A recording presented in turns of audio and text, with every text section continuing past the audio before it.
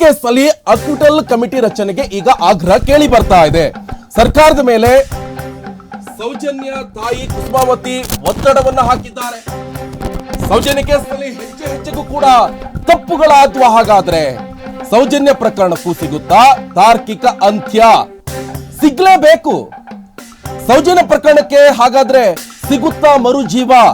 ತನಿಖೆಯ ಲೋಪವೋ ಅಥವಾ ನಿರ್ಲಕ್ಷ್ಯವೋ ಏನಿರ್ಬೋದು? ಹಾಗಾದ್ರೆ ಏನೋ ಅಸಡ್ಡೆ ಮಾಡಿಬಿಟ್ರ ಹಾಗಾದ್ರೆ, ಅಥವಾ ಯಾವ್ದೋ ಪ್ರಭಾವಿಗಳ ಒತ್ತಡಕ್ಕೆ ಮಣಿದ್ ಬಿಟ್ರ? ಯಾಕಂತ ಹೇಳಿದ್ರೆ ಸಿಬಿಐನೇ ಕೇಂದ್ರ ಸರ್ಕಾರಕ್ಕೆ ಒಂದು ಗೌಪ್ಯ ಪತ್ರವನ್ನ ಬರೆದಿತ್ತು ಈ ಪ್ರಕರಣ ವಿಚಾರಕ್ಕೆ. ಆಡಮ್ ಪಾಷಾ ಹಾಗೆ ರಶ್ಮಿ ಅವರು ಯಾರು ಪೋಸ್ಟ್ ಮಾರ್ಟಮ್ ಮಾಡಿದ್ರಲ್ವಾ, ಅವರು ಇದರಲ್ಲಿ ಲೋಪವನ್ನ ಎಸಗಿದ್ದಾರೆ. ಪೋಸ್ಟ್ ಮಾರ್ಟಮ್ ವಿಚಾರಕ್ಕೆ ಸಂಬಂಧಪಟ್ಟಂತೆ ಚಿತ್ರೀಕರಣ ಇರ್ಬೋದು, ಮತ್ತೊಂದು ಯಾವುದು ಕೂಡ ಅಲ್ಲಿ ಸರಿಯಾಗಿ ನಡೆದಿಲ್ಲ ಅಂತ ಹೇಳ್ಕೊಂಡು ರಶ್ಮಿ ಹಾಗೆ ಆಡಮ್ ಅವ್ರ ವಿರುದ್ಧ ಒಂದು ಪತ್ರವನ್ನ ಸಿಬಿಐ ಬರೆದಿತ್ತು. ಸಿಬಿಐ ಈಗ ತನಿಖೆ ಮಾಡ್ತು, ಎಲ್ಲವೂ ಓಕೆ. ಈಗ ಸಿಎಂ ಹೇಳ್ತಾರೆ ಸಿಬಿಐ ಸೆಂಟ್ರಲ್ ಗವರ್ಮೆಂಟ್ ತನಿಖೆ ಮಾಡ್ತು ಹಾಗೆ ಹೀಗೆ ಅಂತಲ್ಲ, ಮಾಡಿ ನಿಯತ್ತಿನ ತನಿಖೆ ಮಾಡಿ. ಇನ್ನೂ ಕೂಡ ನಿಮ್ಮ ಹತ್ರ SIT ಇದೆ.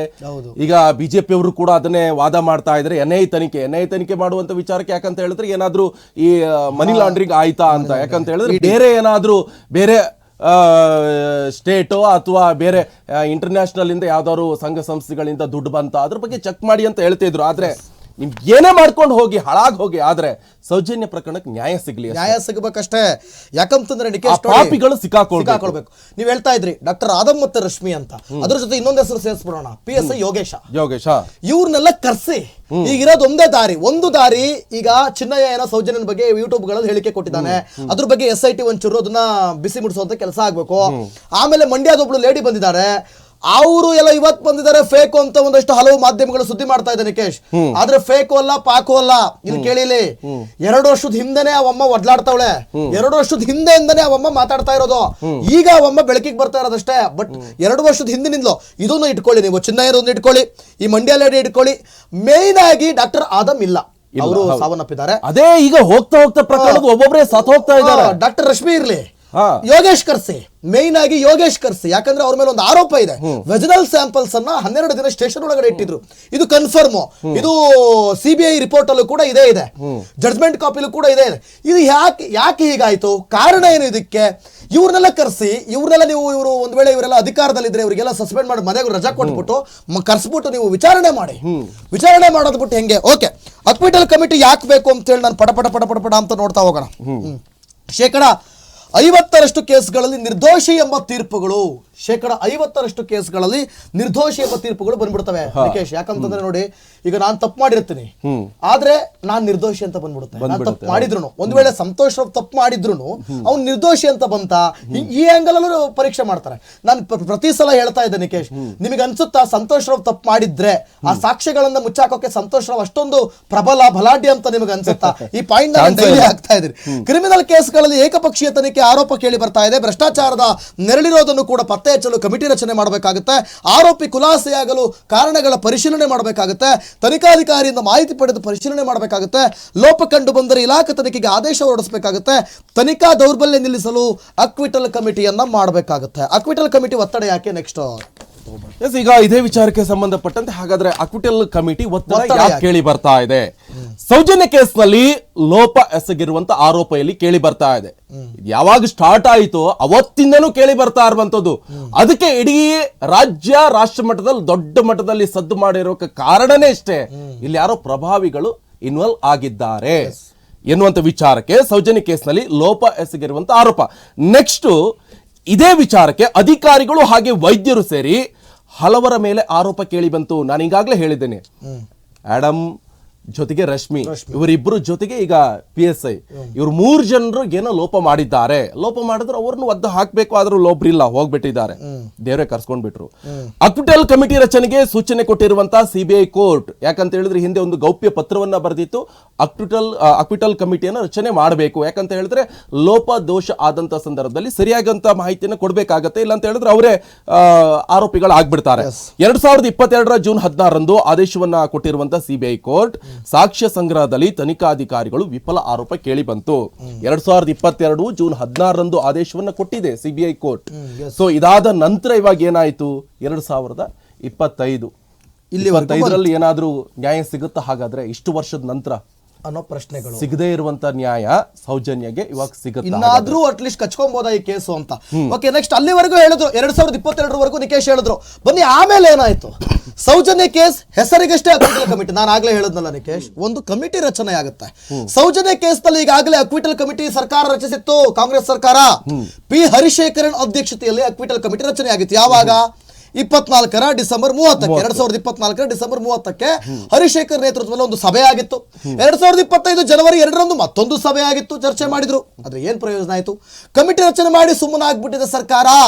ಕಮಿಟಿ ರಚನೆ ಮಾಡಿರೋದು ಸಿದ್ದರಾಮಯ್ಯನವ್ರಿಗೆ ಗೊತ್ತಾ ಹೋಗ್ಲಿ, ಇದು ಹೋಗ್ಲಿ, ಅವ್ರಿಗೆ ನೆನಪಿದೆಯಾ ಹೋಗ್ಲಿ? ನೆನ್ನೆ ಅದ್ರ ಬಗ್ಗೆ ಒಂದು ಮಾತಾಡಬಹುದಿತ್ತಲ್ಲ ನೆನ್ನೆ ಬೈಟ್ ಕೊಡುವಾಗ. ಆಮೇಲೆ ಅಕ್ವಿಟಲ್ ಕಮಿಟಿ ಬಗ್ಗೆ ಸಿಬಿಐಗೆ ಮಾಹಿತಿ ಕೊಟ್ಟಿಲ್ಲ. 2022 ನೀವ್ ಹೇಳಿದ್ರಿ ಸಿಬಿಐ ಕೋರ್ಟ್ ಆದೇಶ ಮಾಡಿತ್ತು 2022 ಅಂತ. 23 ರಚನೆ ಆಗುತ್ತೆ, 24 ಸಭೆ ಆಗುತ್ತೆ, 25 ಸಭೆ ಆಗುತ್ತೆ. ಸಿದ್ದರಾಮಯ್ಯನವರು ಮತ್ತೆ ನೆನ್ನೆ ಇದ್ರ ಬಗ್ಗೆ ಮಾತಾಡಲಿಲ್ಲ, ಸಿಬಿಐ ವರದಿ ಕೊಟ್ಟಿಲ್ಲ. ಆಮೇಲೆ ಸಿಬಿಐ ಶಿಫಾರಸು ಮಾಡಿದ್ರಷ್ಟೇ ಮುಂದಿನ ಕ್ರಮ ಅಂತ. ಹೆಸರಿಗಷ್ಟೇ ರಚನೆ ಆಯ್ತಾ ಅಕ್ವಿಟಲ್ ಕಮಿಟಿ ಅನ್ನುವಂತ ಪ್ರಶ್ನೆ. ಈಗ ಏನು ಡಿಸ್ಕಸ್ ಮಾಡ್ಬೋದು ನಾವು ಇದರಲ್ಲಿ ಹಿಂಗಾದಾಗ? ಏನ್ ಅನ್ಸುತ್ತೆ ನಿಕೇಶ್ ಇದು? ಖಂಡಿತ ಈಗಾಗಲೇ ಏನು ಹೋಯ್ತು, ಈಗ ನಿಯೋಗ ಹೋಯ್ತು, ಬಿಜೆಪಿ ನಿಯೋಗ. ಇಲ್ಲೊಂದು ಬಹಳ ಪ್ರಮುಖವಾಗಿ ಕೇಳಿ ಬರ್ತಾ ಇರುವಂತದ್ದು, ಈಗಾಗಲೇ ಸೌಜನ್ಯ ವಿಚಾರಕ್ಕೆ ಸಂಬಂಧಪಟ್ಟಂತೆ ಸೌಜನ್ಯ ತಾಯಿ ಹತ್ರ ಮಾತಾಡಿದ್ರು, ಕುಸುಮಾ ಅವ್ರ ಹತ್ರ. ಅವರಂದ್ರು ಸುಪ್ರೀಂ ಕೋರ್ಟಿಗೆ ನೀವು ಅಪೀಲ್ ಹೋಗಿ, ಅದಕ್ಕೆ ಏನ್ ಬೇಕು ಖರ್ಚು ವೆಚ್ಚಗಳನ್ನ ನಾವೇ ಕೊಡ್ತೀವಿ ಅಂತ ಹೇಳಿದ್ರು. ಯಾರು? ಬಿಜೆಪಿ ನಿಯೋಗ ಹೋಗ್ಬೇಕಾಗತ್ತೆ. ಯಾಕಂತ ಹೇಳಿದ್ರೆ ಕೇವಲ ಸೋಷಿಯಲ್ ಮೀಡಿಯಾದಲ್ಲೇ ಇಟ್ಕೊಂಡು ಸೋಷಿಯಲ್ ಮೀಡಿಯಾದಲ್ಲಿ ದೊಡ್ಡ ಏನೋ ಕ್ರಾಂತಿಕಾರಕ ಬದಲಾವಣೆ ಆಗತ್ತೆ, ಇದೇನೋ ನ್ಯಾಯ ಸಿಗುತ್ತೆ ಅಂತ ಹೇಳಿದ್ರೆ ಸೋಷಿಯಲ್ ಮೀಡಿಯಾದಲ್ಲಿ ನ್ಯಾಯ ಸಿಗೋಲ್ಲ, ಅಥವಾ ಯಾವುದೇ ಟಿವಿ ಮಾಧ್ಯಮದಲ್ಲೂ ನ್ಯಾಯ ಸಿಗೋಲ್ಲ. ಏನ್ ಸಿಗ್ಬೇಕು ಅದು ಕೋರ್ಟಲ್ಲಿ ಮಾತ್ರ ಸಿಗೋದು. ಯಾವ್ದೋ ಟಿವಿಯಲ್ಲಿ ಕೂತ್ಕೊಂಡು 10 ಜನ ಬಂದ್ಕೊಂಡು ಡಿಬೇಟ್ ಮಾಡಿದ್ರು, ಅಥವಾ ಇನ್ಯಾರೋ ಮಾಡ್ಕೊಂಡು ಬಿಜೆಪಿ ನಿಯೋಗ ಅಲ್ಲಿ ಹೋಯ್ತು, ಅಥವಾ ಕಾಂಗ್ರೆಸ್ ಅವ್ರ ನಿಯೋಗ ತಗೊಂಡು ಹೋದ್ರು, ರಾಜಕೀಯ ಅಷ್ಟೇ. ಇದು ಇವತ್ತು ಹೇಳತ್ತೆ 2025 ಮತ್ತೆ ಬೆಂಕಿ ಅಲೆ ತರ ಹೋಗುತ್ತೆ, ಮತ್ತೆ ವಾಪಸ್ 2030 ಮತ್ತೆ ಶುರು ಆಗುತ್ತೆ ವಾಪಸ್ಸು. ಆದ್ರೆ ನೀವೇನ್ ಮಾಡ್ಬೇಕಂತ ಹೇಳಿದ್ರೆ ಕೋರ್ಟಿಗೆ ಹೋಗ್ಬೇಕು. ಈಗ ಸರ್ವೋಚ್ಚ ನ್ಯಾಯಾಲಯ ಏನಿದೆ ಸುಪ್ರೀಂ ಕೋರ್ಟ್ಗೆ, ಅಲ್ಲಿ ಅಪೀಲ್ ಹೋಗ್ಬೇಕಾಗುತ್ತೆ. ಖರ್ಚು ಕೂಡ ಕೊಡ್ತೀವಿ ಅಂತ ಹೇಳಿದ್ದಾರೆ ಬಿಜೆಪಿ ಅವರು, ಕೊಡ್ಬೇಕಾಗತ್ತೆ. ಸುಮ್ನೆ ರಾಜಕೀಯಕ್ಕೆ ತೇವಲಿಗೋಸ್ಕರ ಇವತ್ತು ಅವ್ರ ಮನೆ ಬಾಗ್ಲಿ ಹೋಗ್ಕೊಂಡು ನಾವೇ ಖರ್ಚು ವೆಚ್ಚ ಕೊಡ್ತೀವಿ ಅಂತ ಹೇಳ್ಕೊಂಡು ಆಮೇಲೆ ಮಧ್ಯದಲ್ಲಿ ಕೈ ಬಿಡೋದಲ್ಲ. ವಿಜೇಂದ್ರ ಅವರೇ, ಏನ್ ಮಾತು ಕೊಟ್ಟು ಬಂದಿದ್ರಿ ಅದಕ್ಕೆ ಅನುಸಾರವಾಗಿ ನೀವು ಕೂಡ ನಡ್ಕೊಳ್ಬೇಕಾಗತ್ತೆ. ಕೆಲವರೆಲ್ಲ ಕೈ ಎತ್ತುವವರು ಇದ್ದಾರೆ ರಾಜಕೀಯ ನಾಯಕರು, ಖರ್ಚು ವೆಚ್ಚ ಕೊಡ್ತೀನಿ ಹೋಗಿ ಅಂತ ಹೇಳೋದು, ಆಮೇಲೆ ಇಲ್ಲ ಬಿಸಿ, ಫೋನ್ ಮಾಡಿದ್ರೆ ಫೋನ್ ತೆಗಿಯೋಲ್ಲ, ಅದೆಲ್ಲ ಅಲ್ಲ. ಮೊದ್ಲೇ ಅವರಿಗೆ ಹಾಕ್ಬಿಡಿ ಆತ ಅಕೌಂಟ್. ಆಮೇಲೆ ಆ ಕುಸುಮಾ ಅವರು ಕೂಡ ಬೇಡ ಅಂತ ಹೇಳಿದ್ದಾರೆ. ಬೇಡ ಅಂತ ಹೇಳೋದು ಯಾಕೆ ಕುಸುಮಾವತಿ ಅವರೇ? ಸುಪ್ರೀಂ ಕೋರ್ಟ್ ಹೋಗೋದಕ್ಕೆ ಸಹಾಯ ಮಾಡ್ತೀವಿ ಅಂದ್ಮೇಲೆ ನೀವು ಅದಕ್ಕೆ ಒಪ್ಕೊಳ್ಳಿ. ಒಂದು ನಿಕೇಶ್, ಇನ್ನೊಂದು ಟೆಕ್ನಿಕಲಿ ಪ್ರಕರಣವನ್ನ ನೋಡೋದಾದ್ರೆ, ಒಂದಷ್ಟು ಜನ ನಾವು ಮೊನ್ನೆ ಹೇಳಿದ್ವಿ ಸಾಕ್ಷಿಗಳನ್ನ ತಗೊಂಡ್ ಬನ್ನಿ, ನಾವು ರೆಬೆಲ್ ಟಿವಿ ನಾವು ಇದು ಮಾಡ್ತೀವಿ ಅಂತ. ಅದ್ರ ಬಗ್ಗೆ ಒಂದಷ್ಟು ಅಭಿಪ್ರಾಯಗಳು ವ್ಯಕ್ತ ಆಗುತ್ತೆ. ಇಷ್ಟು ಸಾಕ್ಷಿ ಸಾಕಾಗೋದಿಲ್ಲ ಸುಪ್ರೀಂ ಕೋರ್ಟ್ ಹೋಗೋದಕ್ಕೆ. ಮಂಡ್ಯ ಲೇಡಿ ಮಾತಾಡಿದಳಲ್ಲ ಆಡಿಯೋ, ಅದು ಸಾಕಾಗಲ್ಲ. ಆಮೇಲೆ ಚಿನ್ನಯ್ಯ ಕೊಡ್ತಾ ಇದ್ರಲ್ಲ ಹೇಳಿಕೆ, ಅದು ಸಾಕಾಗಲ್ಲ. ಸುಪ್ರೀಂ ಕೋರ್ಟ್ ಟೆಕ್ನಿಕಲ್ ಎವಿಡೆನ್ಸ್ ಕೇಳುತ್ತೆ, ತಾಂತ್ರಿಕ ರೀತಿಯಲ್ಲಿ ಸಾಕ್ಷ್ಯಗಳನ್ನ ಕೇಳುತ್ತೆ. ಇವತ್ತು ಏನು ಪ್ರಮುಖವಾದ ಸಾಕ್ಷಿಗಳು ಸರ್ವನಾಶ ಆಗ್ಬಿಟ್ಟಿದವಲ್ಲ ಅದನ್ನ ಕೇಳುತ್ತೆ. ಅದನ್ನ ನಾವು ಮರುಸೃಷ್ಟಿ ಮಾಡ್ಲಿಕ್ಕಾಗತ್ತಾ? ಉದಾಹರಣೆಗೆ ವೆಜನಲ್ ಸ್ಯಾಂಪಲ್ ಇಲ್ಲ, ಅದನ್ನ ನಾವು ಮರುಸೃಷ್ಟಿ ಮಾಡ್ಲಿಕ್ಕಾಗತ್ತಾ? ಆಗತ್ತಾ? ಈಗ ಪೋಸ್ಟ್ ಮಾರ್ಟಮ್ ರಿಪೋರ್ಟ್ ನ ಮತ್ತೆ ಮಾಡಕ್ಕಾಗತ್ತಾ? ಸಾಧ್ಯನಾ? ಅದು ನೆವರ್. ಸೊ ಹೀಗಿರುವಾಗ ಅಲ್ಲಿ ಎಲ್ಲಿ ಲೋಪ ಆಯ್ತು? 11 ದಿವಸ ಯಾಕೆ ಸ್ಟೇಷನ್ ಅಲ್ಲಿ ಇಟ್ಕೊಂಡಿದ್ದಾರೆ? ಅಕ್ವಿಟಲ್ ಕಮಿಟಿ ರಚನೆ ಮಾಡಿ ಎಲ್ಲಿ ಲೋಪ, ಸಾಕ್ಷ್ಯನಾಶ ಯಾಕಾಯ್ತು ಅಂತ ಕಂಡಿಡಿದಾಗ ಆಗ ಒಂದಷ್ಟು ಜನ ಸಿಕ್ಕಾಕೋತಾರೆ. ಈ ಆಂಗಲ್ ನಲ್ಲಿ ಹೋಗ್ಬೋದು ಹೊರತು ಸುಪ್ರೀಂ ಕೋರ್ಟ್ ಹೋದ್ರು ಸುಪ್ರೀಂ ಕೋರ್ಟ್ ಕೇಳೋದು ಈ ಎವಿಡೆನ್ಸ್ ಗಳನ್ನೇ. ಸೊ ಹಾಗಾಗಿ ಇವರು ಸುಪ್ರೀಂ ಕೋರ್ಟ್ ಹೋಗಿಲ್ಲ ಅನ್ನೋದೊಂದು ಇದೆ. ಓಕೆ, ಕಾದು ನೋಡೋಣ ಹೆಂಗೆ ಹೋದ್ರು. ನೀವು ಹೇಳ್ದಂಗೆ 2026 ಬರುತ್ತೆ, 30 ತನಕ ಬರ್ತಾನೆ ಇರುತ್ತೆ. ಅವಾಗ ಸೌಜನ್ಯ ರಿಲೀಸ್ ಆಗ್ತಾ ಇರ್ತಾಳೆ, ಬರ್ತಾ ಇರ್ತಾಳೆ. ಅವಳೇ ನೋಡ್ಕೊಬೇಕೀಗ. ಆ ಮಂಜುನಾಥನೇ ನೋಡ್ಕೊಬೇಕು, ಅಣ್ಣಪ್ಪ ಸ್ವಾಮಿನೇ ನೋಡ್ಕೊಬೇಕು.